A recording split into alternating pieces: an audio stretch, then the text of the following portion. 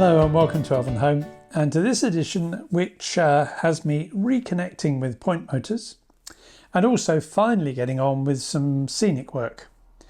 And I get to run a couple of locomotives, one of which has been stuck up at Sharky's End for the best part of 2 months, and it was about time that the little Pannier got to have a longer run. So that to look forward to in the running session. But first, the tale of the non-working point motors. You may remember at the end of the last video that I sort of hinted that I was still having problems getting the points to throw. Now I think I said either in the last video or thereabouts, maybe before, this unit which I bought to try out DCC control of my point motors has in it a CDU feeding each of the terminals coming out. And I bought that deliberately because I'd had problems when I very first tried to get point motors working. You can see it in a video if you go back to number 3 or 4 in the series, that without a CDU you can get very indifferent performance. So all my point motors, apart from the ones up at High Elven, are controlled from a dedicated power source, which I bought from GageMaster, and a CDU also from GageMaster, which was recommended as going with the unit that provides the power. And all the point motors feed off that, and that CDU makes sure everything snaps across nice and smartly. Much as it would, I think, in the era that I'm modelling, because of course all my points would have been thrown from a signal box, or very few of them would have had point motors on. So the movement across, if you ever stood beside a signal set of points when a signalman throws them, is that it goes with a bit of a bang. After I had put all the points in through the holes that I'd cut in the board before, I then fitted the one set of points where I was continuing to use the base plate underneath the baseboard, because there I was worried I couldn't cut a hole because it was so close to the edge. And lo and behold, I had exactly the same problem as I'd had before. I couldn't get the point to throw both ways. Because I was convinced that unit had a CDU attached, I thought, well, it's the problem of not being able to align the motor correctly. So I'll remove that, and I girded myself and cut a hole right towards the edge of the board. I did manage to do it without damaging the edge of the board. Fitted the point motor to the point, put it in its place, wired it up, and I got exactly the same performance. And finally the penny dropped that I had been watching performance for 2 years using this unit, which was identical to the performance that I had seen right at the beginning before I got a CDU in the circuit. And either the CDU in this unit is not strong enough, or for some reason it either has never worked or has stopped working. Now this is 3 years old now, so I can't take it back to Train Tech, which I would otherwise do. And there may be people, I'm not trashing Train Tech or the Train Tech unit, because then other people may be quite happy with this. I just appear to have a problem. And what I really needed to do, therefore, was to correct that problem. And it seemed to me I had a choice. I could replace either with another PC2, Train Tech PC2, or from some other supplier to carry on using DCC control, or I could go back to controlling my points with the pico passing contact switches. Neither were really desirable choices. I didn't really want to end up finding that I bought another unit and had exactly the same problem.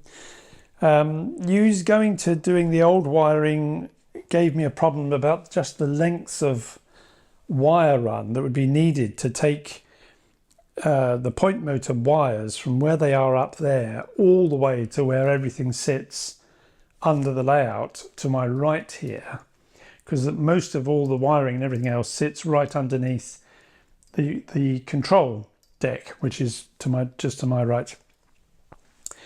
And in the end, I did a bit of a halfway house. I bought a new power source and wired all the points in using good old-fashioned analog systems.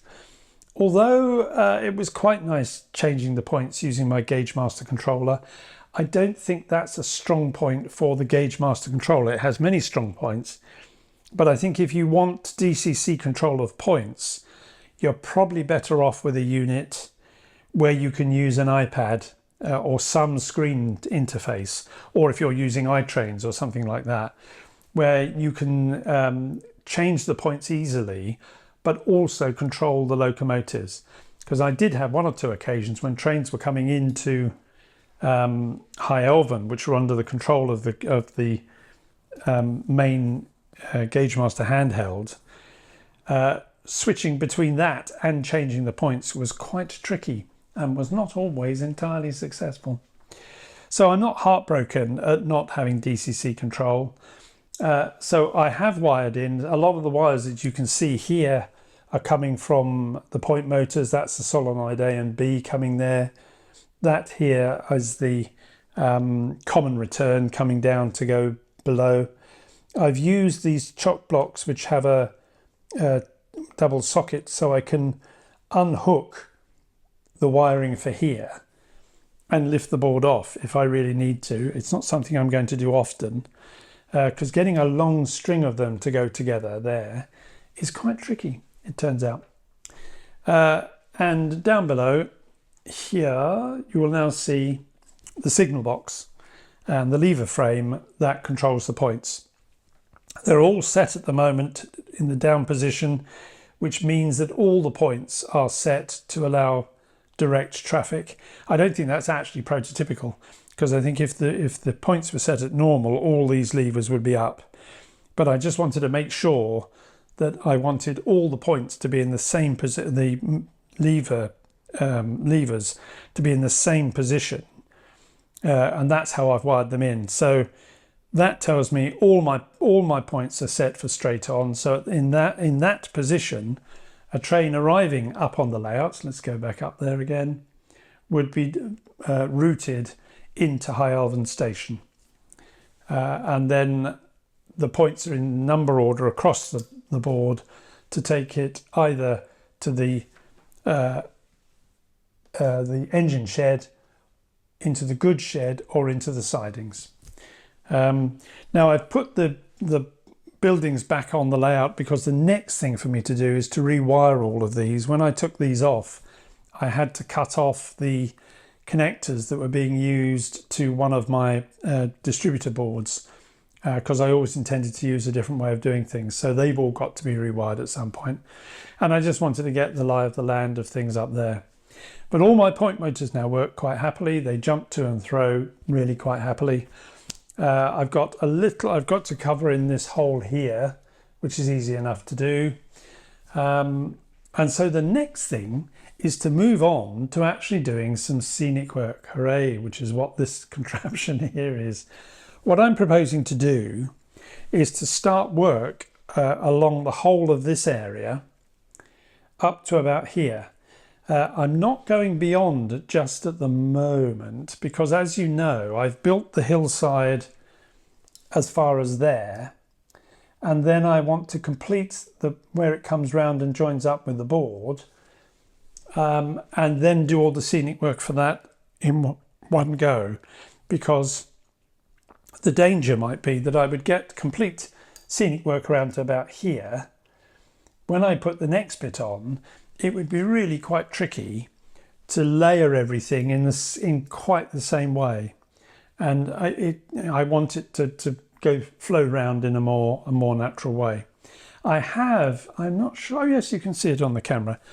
I have painted the front here a number of washes, mainly the same sort of way in which a lot of people get the grey stone effect, because the brown is fine as a base coat, but of course it's all one shade. And so I used yellow ochre, burnt umber, and then a black wash over the top, and then a little bit of dry brushing with the yellow ochre again, just to break up the colour there, because my intention is that I will be scenicking across the top. This is more like an earthen face of the hill as it comes down. It will have some things attached to it, but it's not going to have verdant grass growing straight up up the face of it. So the first thing to do is to have a little look at what's going on around this bit, which will also give me a chance to try out some of those things that I bought to see how I might use them. It's possible that I may want to do some things around here, but I need to think about that, because that links then to the banking here as it then leads up to the board. So I think the first thing is just to work on this bank up as far as there. The blue bin that you can see here is to capture the scenic static grass and other bits that may fall off, so I don't have to hunt them around on the floor. So I'll come back once I've completed the section around here.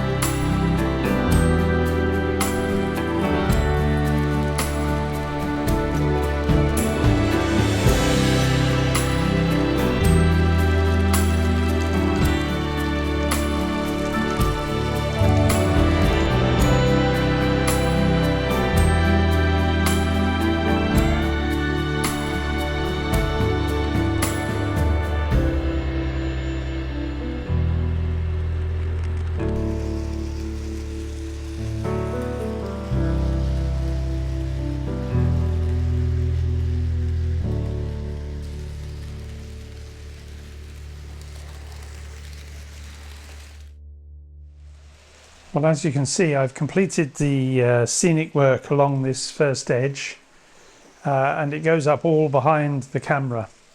I will take some shots after this, once I've finished filming this immediate bit, just going along the edge so you can see a bit more closely than I can do it by having it on the tripod. The scenic materials that are on here are all the things that you saw in the last video. I've not used anything else. The only two things that I didn't use were the packets of field grass, because in the end they just didn't fit. I think that was the thing. They were a bit fiddly to use. I wasn't quite sure how I would use them, but as it turned out, when I looked at them, they just didn't fit in. The approach here was, first of all, to put static grass on, and I started with a 2mm mix of spring and summer, and covered absolutely everything in that, first of all, to give me a base. I then put over some 4mm patchy, particularly around and over the hill, and then went over with some 6mm summer grass, which I've not used before. Once I was happy that I'd got enough coverage of grass, I then started using the materials. Now, some of this is stuff that I've used for a very long time. So stuff like here is the clump foliage. There's various bits of clump foliage of various kinds. I then put on some of the new bushes that come as sheets, you remember me showing you. And they've worked really very well. You'll see some of them. There's a bit of one of them there. It's also in here. And then some of what I thought might be sea foam, but which is meant to be more extensive bushes, but which go really rather nicely as quite small trees going in there, including one that had nothing on it. So I thought I'd put a little dead tree there. When I saw it, the thought that immediately came to me was of trying to find 4 vultures. If you remember the Jungle Book, right at the end, the 4 vultures that are meant to be the beetles. And I thought it'd be quite nice to have them sat on there, but maybe that's a bit ghoulish. One of the interesting things with this was that I'd got about halfway of putting this amount on and stood back and thought, oh, well, that looks quite nice. That looks quite nice. And something in my mind said to me, no, that's not even remotely enough. And so I carried on and just kept piling more and more on until I finally said, yes, that is enough. And I think when you see, or may have already seen, the panning shot across here, it's just about the right amount now. I then, no, I'm not sure I used the mud in the right way. So those of you that are experienced in the use of mud, I'd be interested in your comments. I then went along the whole of the edge here with the scenic mud, and I used the fine one because I didn't want anything too gritty. I think I probably should have put that down before I put the grass on, but maybe it's come out okay. I mean, again, see what you think when you see or have seen the panning shot. Once I put that on and I left it to dry and I came back, it was really noticeable. So this morning I went over with a brush and painted in places bits of the basing glue, and then went over with 6mm summer with some 4mm patchy grass in there, and so it's the grass is coming over the top of the mud a bit, but only in places. The mud is still visible. It still looks as though it's muddy, and there are some clearer patches where it's plainly muddy, but it's also given me some of the grass coming over the edge, which was what I was trying to achieve. I didn't want too neat an edge as though someone's just gone along with a strimmer. So, I mean, I'll be interested in your comments about how this has turned out. I'm obviously pleased, but any thoughts that you may have, I will gratefully receive. Once I put everything on, the grass had been given its usual spray of hairspray just to give it a bit of fix. But once I put all the underbrush and things on, particularly the Woodland Scenics underbrush, can fall apart quite easily if you're not careful. So I then went over with a thin mix of PVA and water. It's about 50-50, just with a dropper, and a bit like ballasting. It's pretty much the same sort of stuff. And that just soaks in and gets everything. This is actually quite hard to the touch. And I'm really, really very pleased with it, as you can see or tell. The other thing that I've done, if you don't mind being moved slightly, let me move you back, is you'll see that there's a wall has now gone in along the edge of the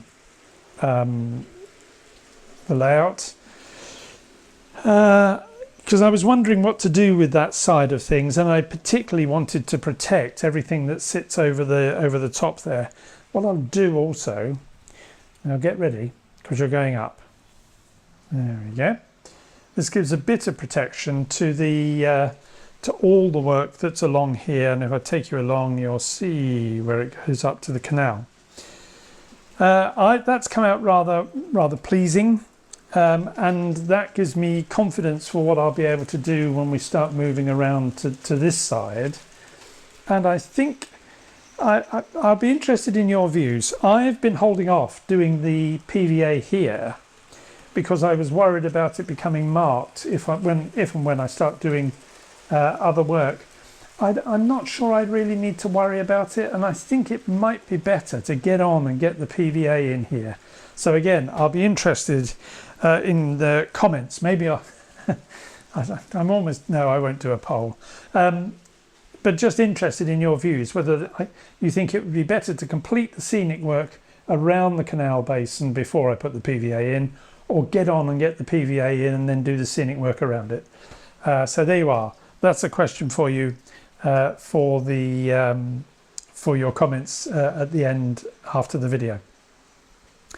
Now with that, I think that pretty much brings this edition of Elvenhome to a close. Because that's all the work that I've been doing between the point motors and then getting on and doing this. That's taken up my last fortnight.